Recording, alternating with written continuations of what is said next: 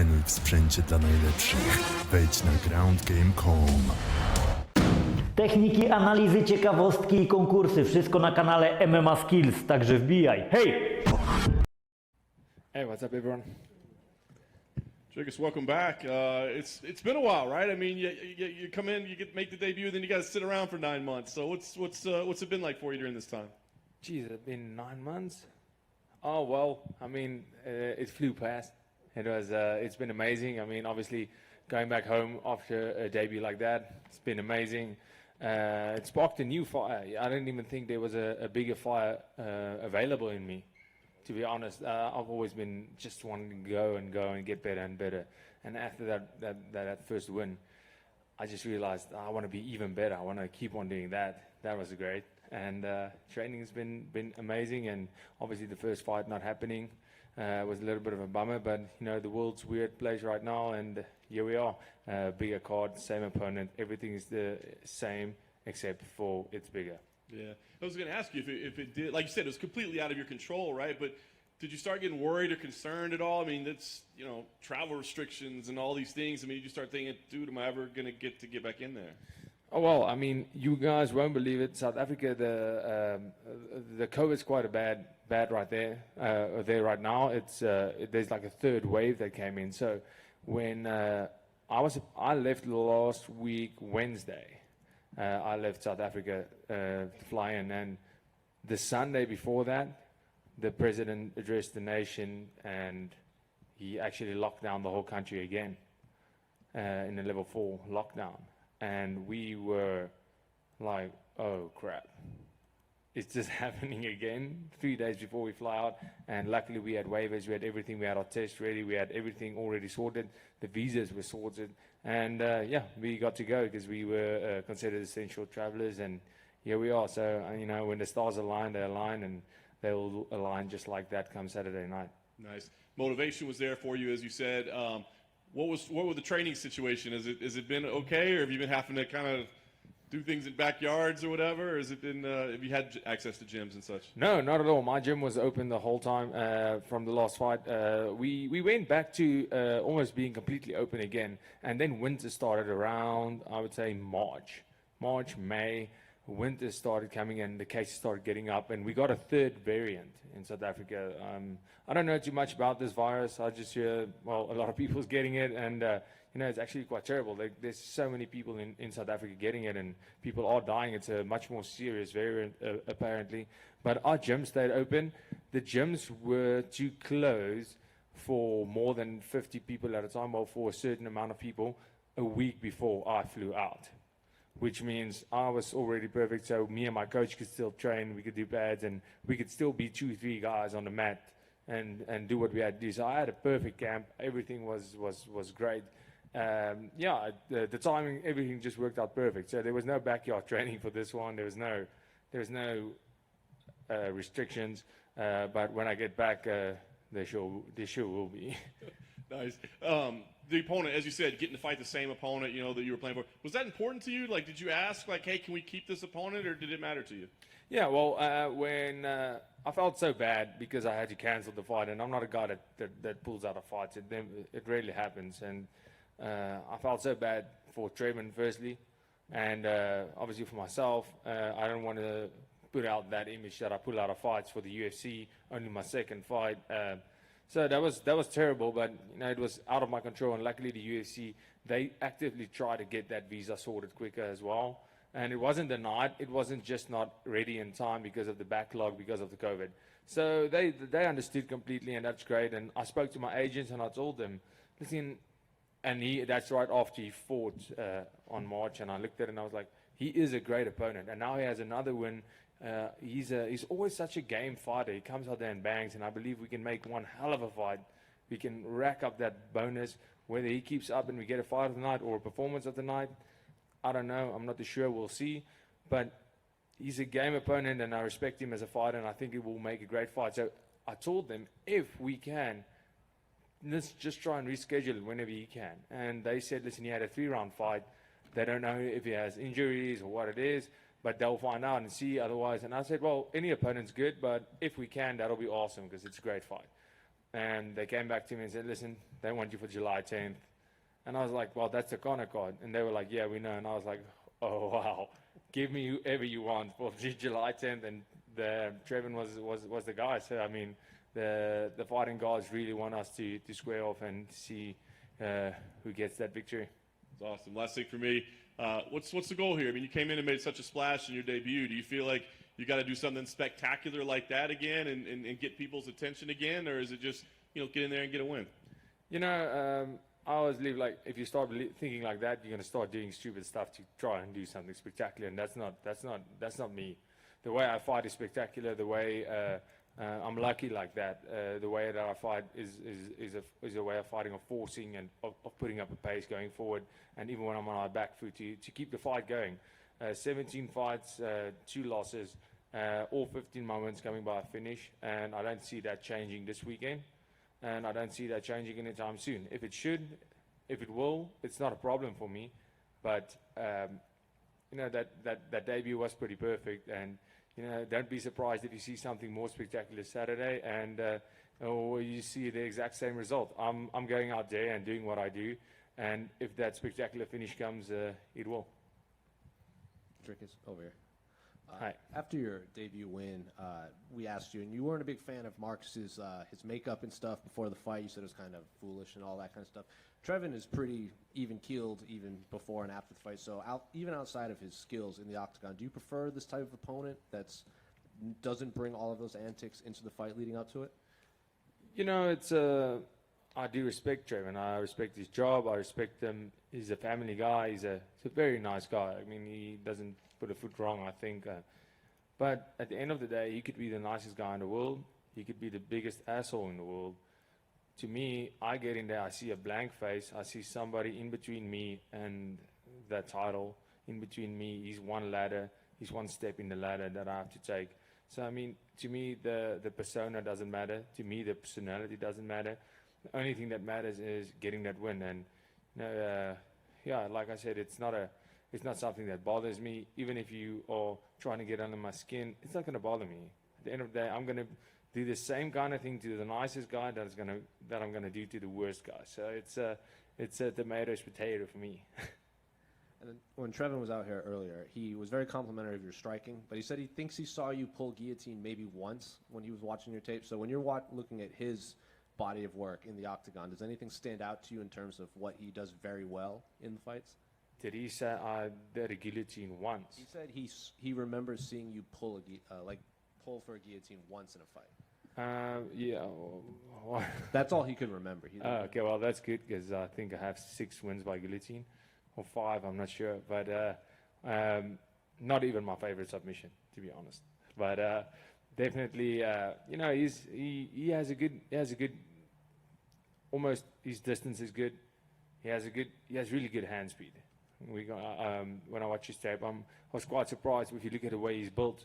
He's not built like this explosive, muscular guy, but he has good hand speed, and he has a weird accuracy, an educated left hand, and even his right hand, he throws it at the right time.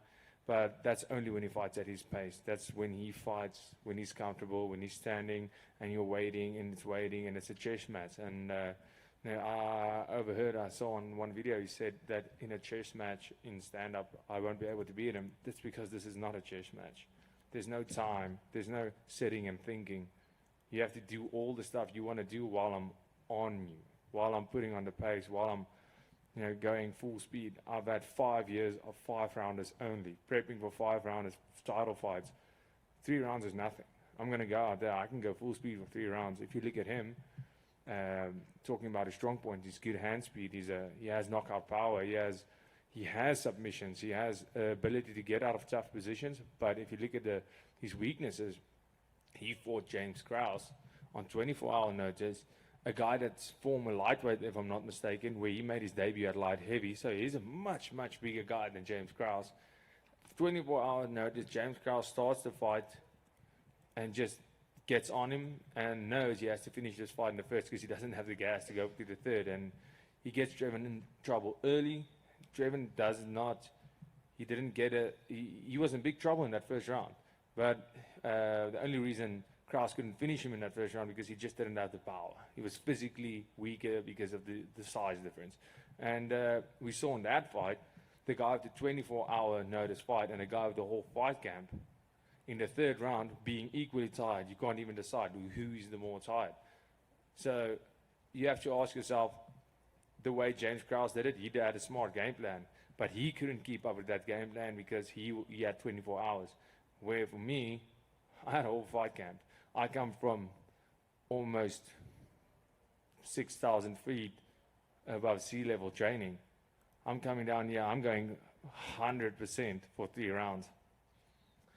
This is your U.S. debut too, correct? This is your first fight in the States? Yeah. So how have you taken it to the fans? Have you run into any fans so far? Yeah, surprisingly so. I had one guy driving from, is it Phoenix that's close by? He drove all the way from Phoenix to meet me at the hotel before, because I checked in later at the UFC hotel because I had to come in a little bit earlier because of 10 time zones. So I wanted to be here 10 days. It's a long flight. It's a lot of time zones. So I had to come in a little bit earlier. And we stayed in another hotel. And he was like, and he actually messaged me on Instagram saying, listen, I'm driving all the way through. And I'm like, I don't know where that is. He said, no, it's like a 3-hour drive.